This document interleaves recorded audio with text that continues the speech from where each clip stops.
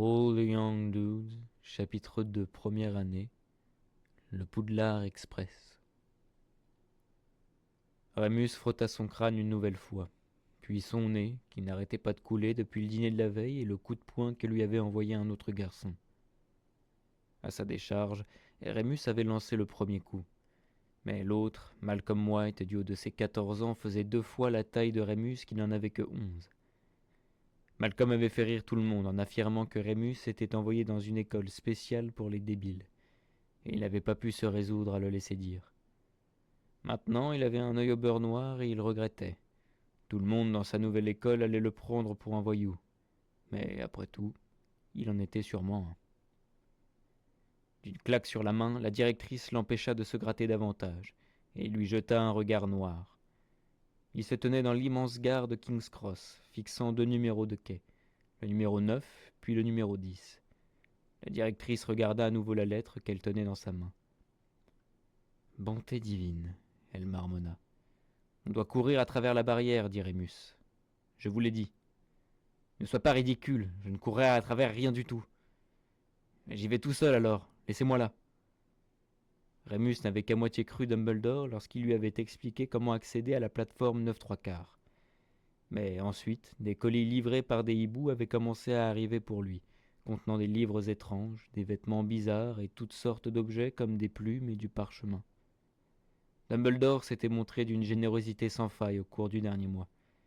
Il lui avait fait parvenir une liste de tout ce dont il aurait besoin dans sa nouvelle école, et lui avait promis de lui en prêter autant que possible depuis la réserve de fournitures de seconde main dont disposait Poudlard. Depuis, Rémus était prêt à croire le vieil homme, quoi qu'il dise. Il n'avait jamais possédé autant d'objets jusqu'alors. Il était en fait heureux que la directrice ait tout confisqué dans son bureau. Comme ça, les autres garçons n'avaient rien pu lui voler. À présent, tout était entassé dans une vieille valise achetée d'occasion qu'il devait tenir d'une façon très particulière pour qu'elle ne tombe pas en petits morceaux. « Je ne te laisserai aller nulle part, Lupin. Attends-moi là, le temps que je trouve quelqu'un. » La directrice s'éloigna vers le guichet.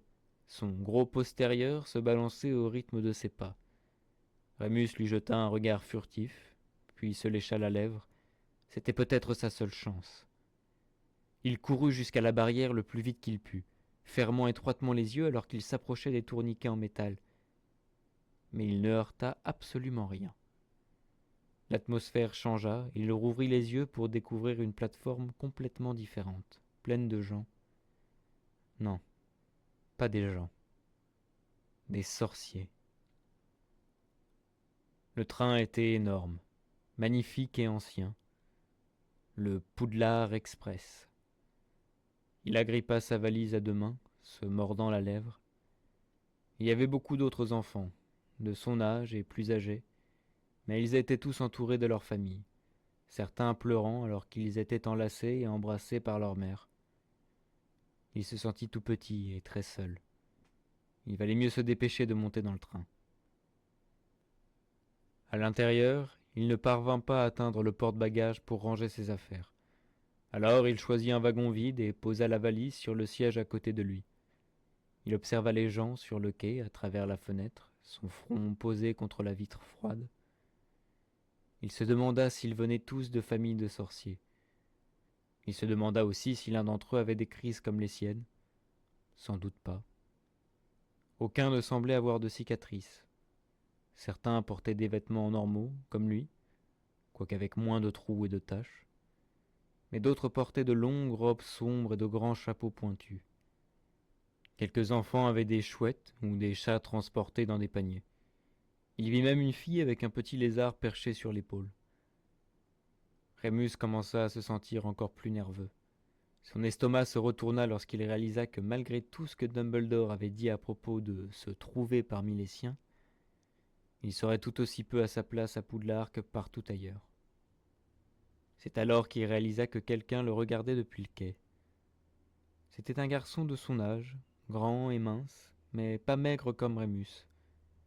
Il avait des cheveux foncés, beaucoup plus longs que tous les autres garçons qu'il avait rencontrés, qui ondulaient gracieusement jusqu'à ses épaules. Il avait des pommettes fines et hautes, une bouche pleine et des yeux bleus étonnants.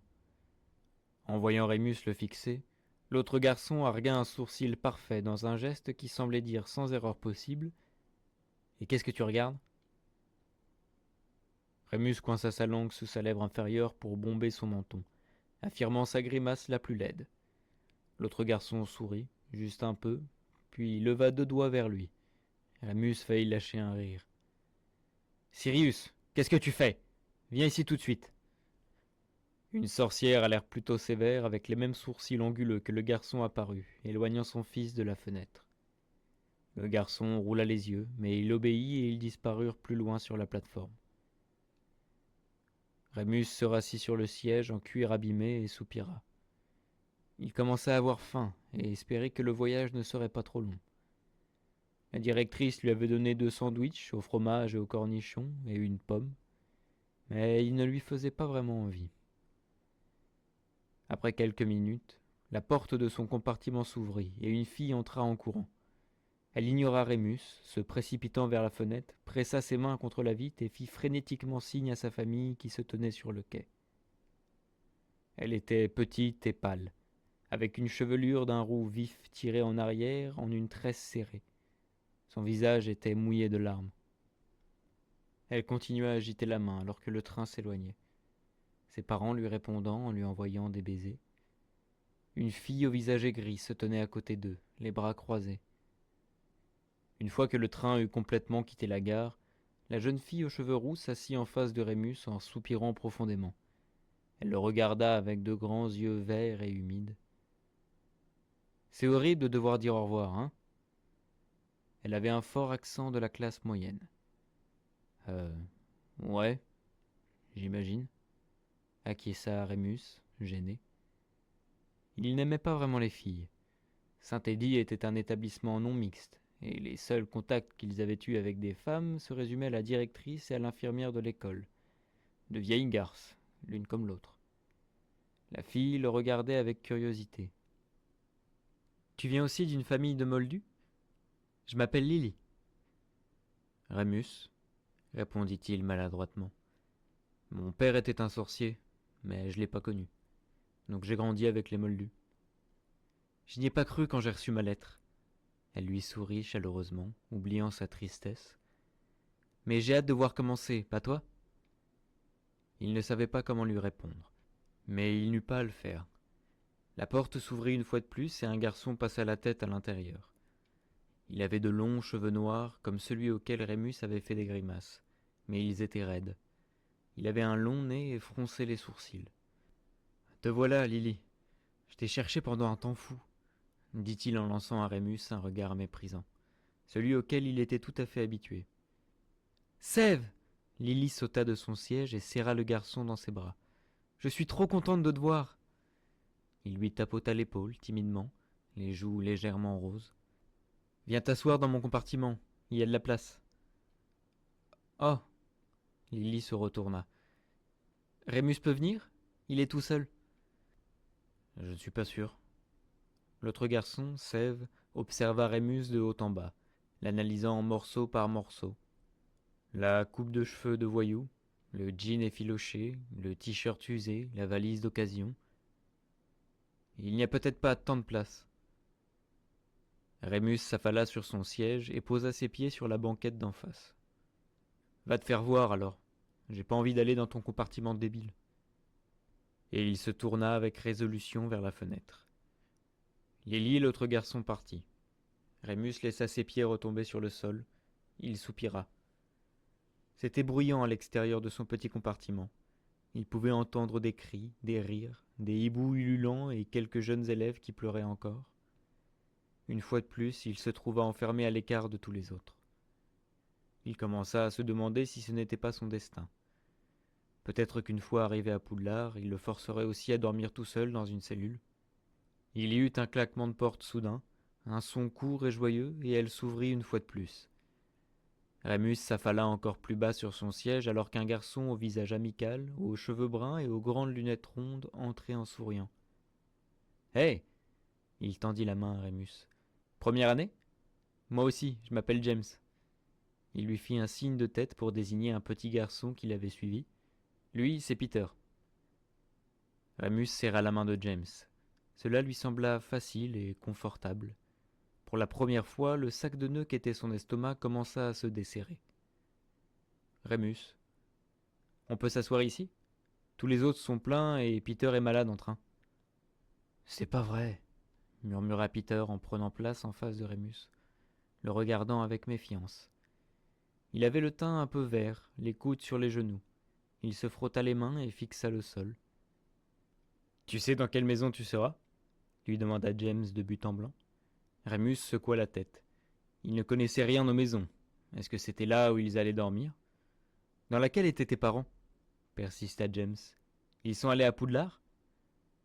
Il acquiesça lentement. Mon père, oui, mais je sais pas dans quelle maison. Ma mère, non, elle était moldue. Peter leva soudainement les yeux. Tu es sans mêlée? Rémus haussa les épaules, ne sachant que répondre. Tais-toi, petit gros, le réprimanda James à côté de lui. Ce n'est pas comme si ça avait de l'importance.